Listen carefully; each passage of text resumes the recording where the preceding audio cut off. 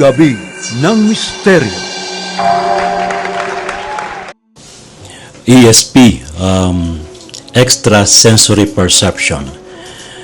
May paliwanag tungkol dito si Professor Jimmy, and according to him, we cannot ascend to higher dimensions if we don't develop or we don't explore, discover, and develop our ESP.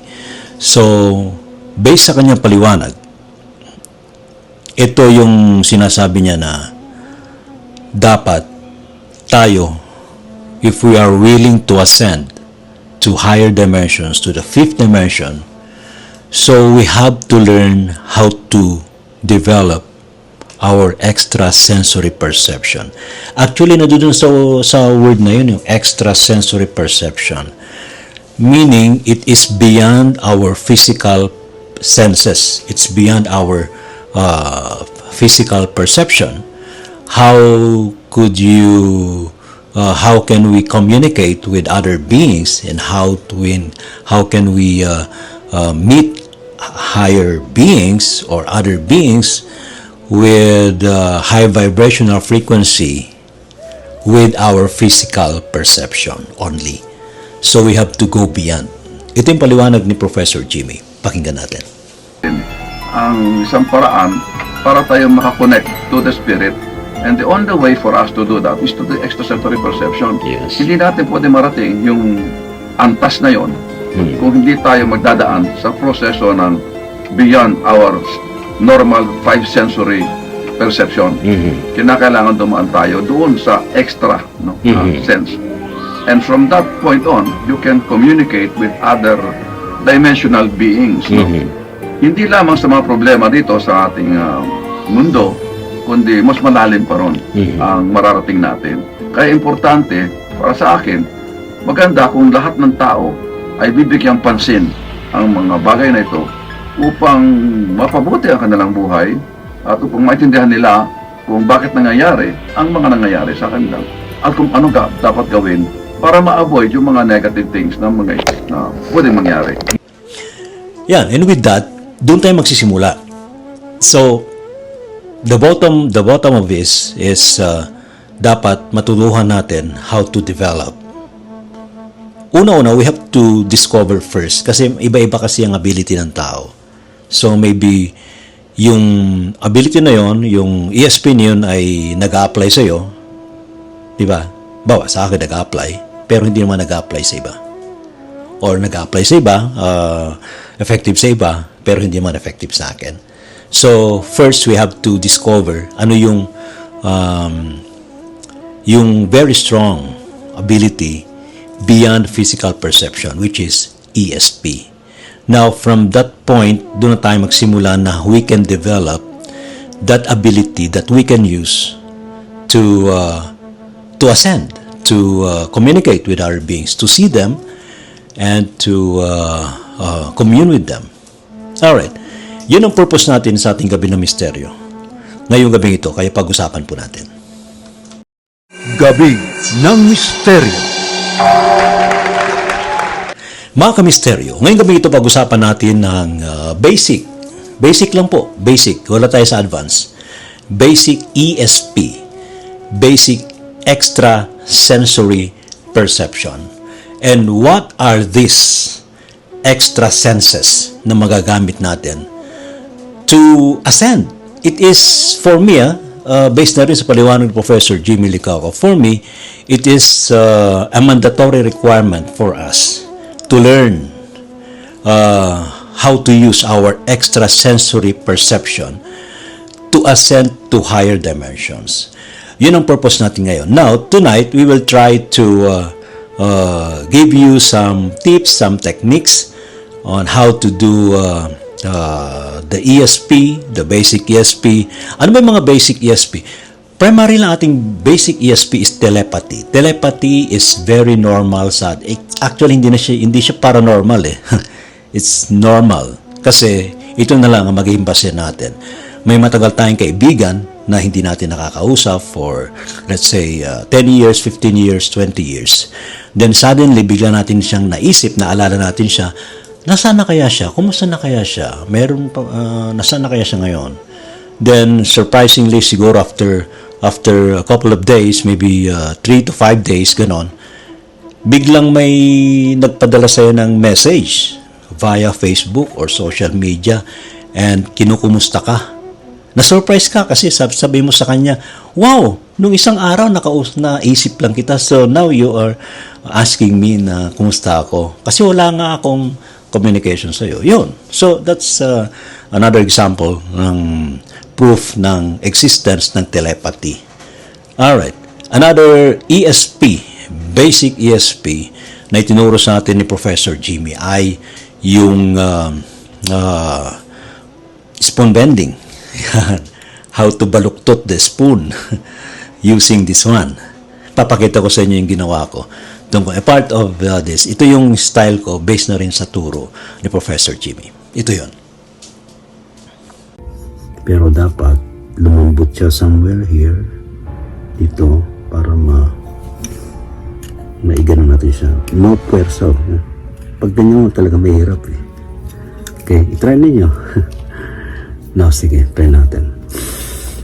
Kailangan daw focus, mag-meditate ka, mag-focus ka, imagine mo na lumalambot siya, dapat i-visualize mo, and you also keep on saying na spoon, spoon, bend, bend, bend, bend, spoon, spoon, bend, bend, bend, bend, spoon, spoon, bend, bend, bend, bend, spoon, spoon, bend, bend, bend, bend, spoon, spoon, bend, bend, bend, bend, spoon, spoon, bend, bend, bend, bend, spoon, spoon, bend, bend, bend, bend, spoon, spoon, bend, bend, bend, bend, spoon, spoon, bend, bend, bend, bend. In my mind, na-imagine ko na siya na sobrang lambot na niya, natutunaw na siya as a metal. Tumutulo na yung metal dito sa part na to. Yan, sobrang lambot na niya, talagang mainit na mainit. Merong apoy sa ilalim. Yan. Now, itry natin na i-bend na siya. Actually, mainit na siya. Sobrang init na. Try natin siya i-bend. Oh. Nakita nyo?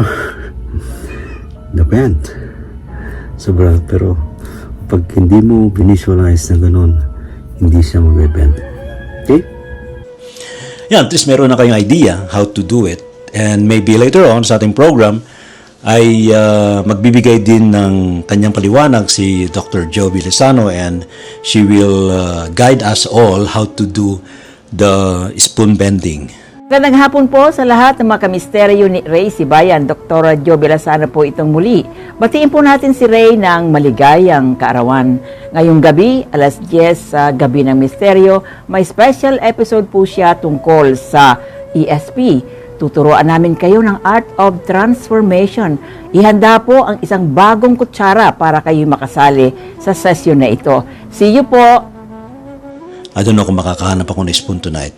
Anyway, actually, kung gusto naman ninyong i-challenge ninyong sarili, you have to pick a spoon, a thicker one, yung makapal. Hindi naman siguro sobrang kapal. Huwag naman sandok. Yung katamtama lang ng kapal, nasa palagay ninyo, hindi nyo kayang baluktutin using this one. Or maybe, pahirapan na baluktutin with your two hands. Alright. I-challenge lang niyo yung sarili.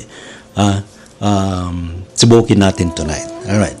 Another ESP is remote viewing. Remote viewing, very interesting ito kasi yung during Cold War ginagamit ng mga Amerika saka ng Russia yung kanilang Cold War using psychic people like Uri Geller at iba pa yung mga magagaling sa remote viewing kasi ang ginagawa noon sa isang room, controlled situation na room, talagang pinoproject nila yung kanilang consciousness dun sa sinasabing hidden military facility ng opposing force. Let's say, from Russia to US or US to Russia.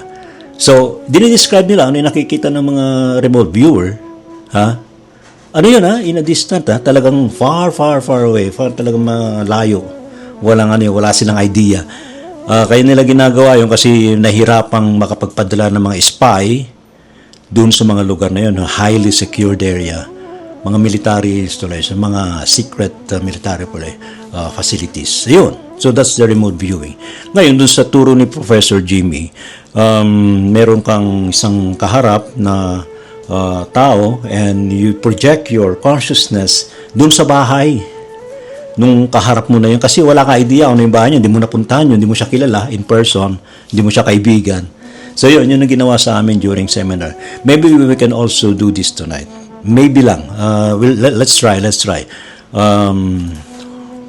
Tonight, sa ating gabing misteryo.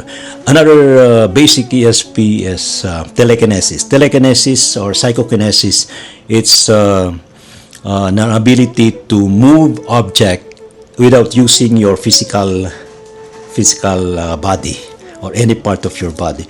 Parang ganun din yung spoon bending. Spoon bending is also a form of psychokinesis. Pero meron lang siyang mag-exert ka lang ng konting effort dun sa spoon.